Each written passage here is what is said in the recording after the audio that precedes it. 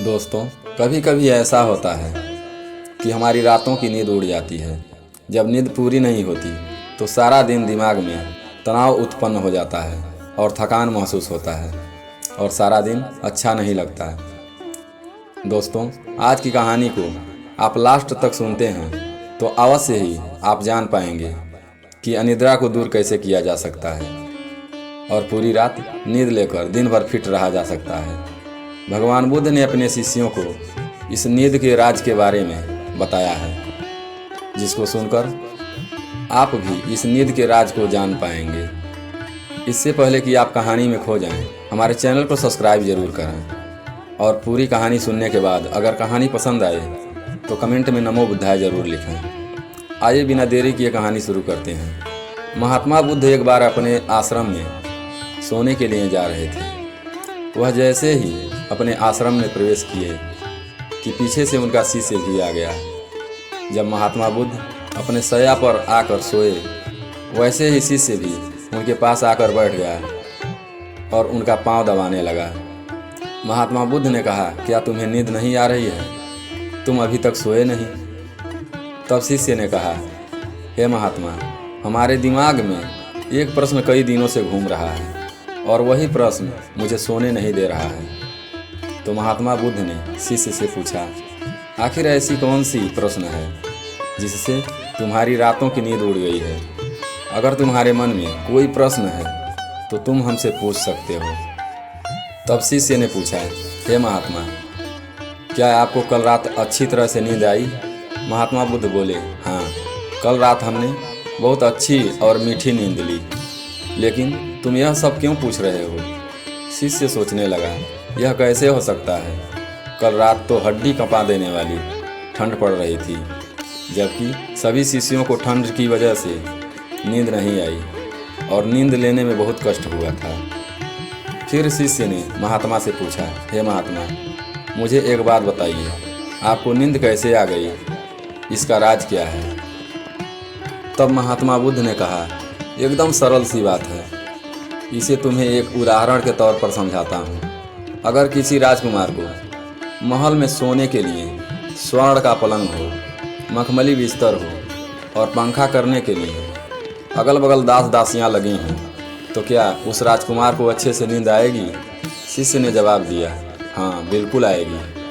बल्कि ऐसी स्थिति में और अच्छे से नींद आएगी, क्योंकि उस राजकुमार के पास सारी सुख सुविधाएं हैं। बुद्ध ने कहा, चलो ठीक है, हम तुम्हारी बात मानते हैं, लेकिन तुम बताओ, अगर उस राजकुमार को कोई बीमारी हो या शारीरिक कष्ट हो या कोई मानसिक पीड़ा हो, उसका तन और मन लोभ और लालच से ग्रस्त हो, तो क्या ऐसी स्थिति में उसे चैन से नींद आएगी? तब शिष्य बोला, नहीं, ऐसी स्थिति में उसे बिल्कुल नींद नहीं आएगी, क्योंकि अगर उसे मानसिक या शारीरिक बीमारी या उसे किसी प्रकार का लोभ या लालच है तो उसका दिमाग हमेशा उसी को स्मरण करेगा और वह चैन से नहीं सो सकेगा। महात्मा बुद्ध ने कहा, तुमने हमारे प्रश्न का एकदम सटीक उत्तर दिया है, तो फिर तुम मुझे अब बताओ, मुझे चैन से नींद क्यों आई? तब शिष्य ने कहा, महात्मा, मुझे सब कुछ अच्छे से समझ में आ गया। जिसका दिमाग मोह माया से मुक्त है वही इंसान दुनिया में सबसे ज़्यादा सुखी है। चैन की नींद लेने के लिए किसी चीज़ की अगर आपको ज़रूरत पड़ती है तो वह है मन और दिमाग का शांत होना। तभी स्वाभाविक रूप से आपको सुख की नींद आएगी। तब भगवान बुद्ध ने उस शिष्य को शाबाशी देते हुए कहा कि अब तुम अपने प्रश्न का उत्तर अच्छी तरह से पा लिए हो। नींद का राज जानकर शिष्य का मन अब शांत हो गया था। दोस्तों, इस गहरी नींद के राज को हम एक और कहानी के माध्यम से समझेंगे। इस कहानी के लास्ट में आपको अच्छी और गहरी नींद के लिए कुछ और उपाय भी बताए जाएंगे।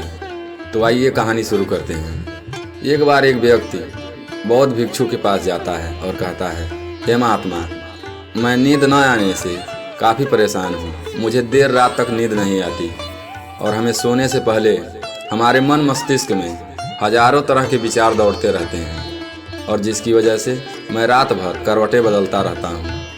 और अच्छी तरह से नींद न आने से जब मैं सुबह उठता हूँ तो शरीर में दर्द रहता है और मस्तिष्क में तनाव महसूस होता है। मुझे सारा दिन बेचैनी रहती है और मैं थका हुआ महसूस करता हूँ।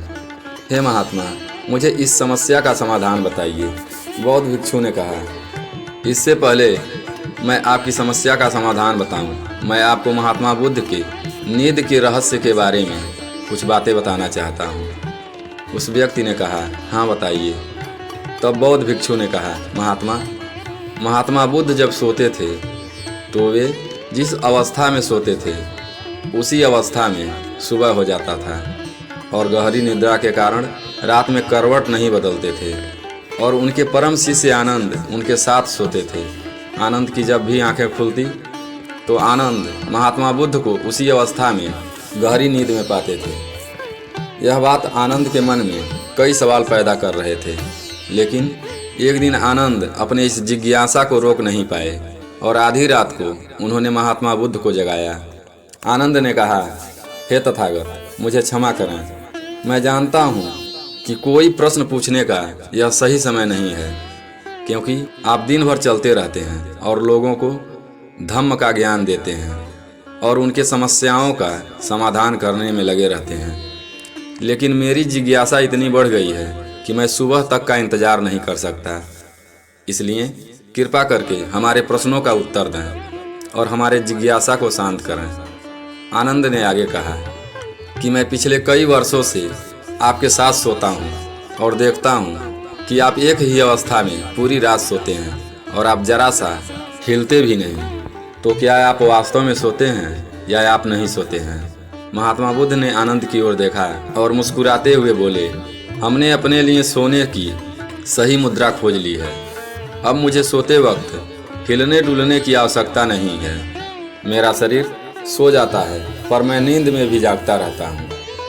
शरीर को स्थिर अवस्था में ना रहने का वास्तविक कारण है मन ही है जो शांत और स्थिर नहीं रह पाता।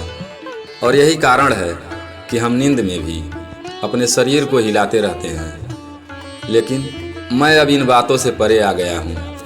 अब मुझ में मन जैसा कुछ भी नहीं बचा है। जब मैं सो जाता हूँ तो मेरा शरीर मुर्दे जैसा हो जाता है। महात्मा बुद्ध आगे कहते हैं, आनंद, क्या तुमने कभी मुर्दे को करवट बदलते देखा है? गहरी नींद की अवस्था में यह सारा काम हमारा मन ही करता है। एक बार मन स्थिर हो जाए, मन शांत हो जाए तो आपका शरीर नींद की गहराइयों में चला जाएगा और सो जाएगा। लेकिन तुम भीतर से जागोगे और तुम भीतर से सब कुछ अनुभव कर पाओगे। सोने के बाद भी आपकी जागरूकता एक छोटे से जलते हुए दीपक की तरह निरंतर प्रज्वलित होगा। कहानी समाप्त करते हुए बौद्ध भिक्षु ने उस व्यक्ति से कहा, एक प्रबुद्ध व्यक्ति न केवल अपने शरीर को पूरी जागरूकता के साथ देखता है, बल्कि वह अपने मन को भी पूरी जागरूकता के साथ देखता रहता है। एक प्रबुद्ध व्यक्ति की तरह सबको नींद नहीं आती। सामान्य व्यक्ति जब सो जाता है तो वह बेहोश हो जाता है। उसे अपने आसपास के बारे में पता नहीं चलता, इसलिए वह अपने सपने भी नहीं चुन पाता। लेकिन जब एक प्रबुद्ध व्यक्ति सोता है तो वह भीतर से जागता रहता है। इसलिए कहा जाता है कि एक प्रबुद्ध व्यक्ति कभी नहीं सोता। एक सामान्य व्यक्ति जब सोता है तो उसे पता नहीं लगता कि वह कब सो जाता है। लेकिन यदि आप जागने और सोने के बीच के उस छोटे से क्षण में जागते रह सकते हैं, जब आप सोने के बहुत करीब होते हैं, तो कुछ आश्चर्यजनक होगा जो आपको जागरूकता के करीब लाएगा। यह सुनकर वह व्यक्ति बोला, हे महात्मा, मुझे इतनी गहरी आध्यात्मिक बातें समझ में नहीं आती। कृपा कर आप मुझे आसान भाषा में समझाएं। आखिर मुझे नींद क्यों नहीं आती? बौद्ध भिक्षु ने कहा, रात में नींद न आने के कुछ मुख्य कारण हैं। पहला कारण है बिस्तर पर सोने के अलावा अन्य काम करना, जैसे बिस्तर पर ही खाना खाना, बिस्तर पर बैठकर पढ़ाई करना। ऐसे कई काम बहुत से लोग बिस्तर पर करते हैं। शयन कक्ष का अर्थ है सोने का स्थान, लेकिन इसका प्रयोग अन्य कार्य के लिए भी करते हैं, जिससे हमारे मस्तिष्क में शयन कक्ष का कोई निश्चित अर्थ नहीं होता है। इसलिए जब हम बिस्तर पर सोने जाते हैं तो हमारा मन पूरी तरह स्वीकार नहीं करता है कि अब हमें सोना है, क्योंकि आपने एक ही जगह पर बहुत से कार्यों को करने की आदत बना ली है। दोस्तों, इस आधुनिक युग की बात करें तो बहुत से लोग बिस्तर पर लेटकर फ़ोन से बातें करते हैं। ऑफिस का सारा काम बिस्तर पर बैठकर करते हैं। मूवी देखना, पोस्ट करना, खाना खाना, बहुत से काम लोग बिस्तर पर ही करते हैं। ज़्यादा समय लोग बिस्तर पर लेटकर बिताते हैं, जिसकी वजह से बिस्तर हमारे दिमाग में सोने की जगह नहीं रह गया है। और यह एक बहुत बड़ा कारण है जिसकी वजह से हम बिस्तर पर सोने जाते हैं लेकिन अच्छी तरह से सो नहीं पाते। फिर बौद्ध भिक्षु कहते हैं, आश्रम में ऋषि मुनि महात्मा सुबह समय से उठ जाते हैं और फिर शाम को समय से बिस्तर पर सोने के लिए चले जाते हैं, जिससे उनके मस्तिष्क को पता रहता है और बिस्तर पर लेटते ही गहरी नींद आ जाती है। नींद न आने का एक और कारण है समय का निश्चित ना होना। बौद्ध भिक्षु कहते हैं, यदि आप सुबह जल्दी उठना चाहते हैं तो शाम को जल्दी और एक निश्चित समय पर सोने की आदत डालनी होगी। आश्रम में रहने वाले भिक्षु सोने से पहले सुपाच्य भोजन करते हैं जो आसानी से पच जाए, फिर निश्चित समय पर सो जाते हैं। दोस्तों, आज के लोगों की बात करें, सोने और जागने का कोई निश्चित समय नहीं होता है।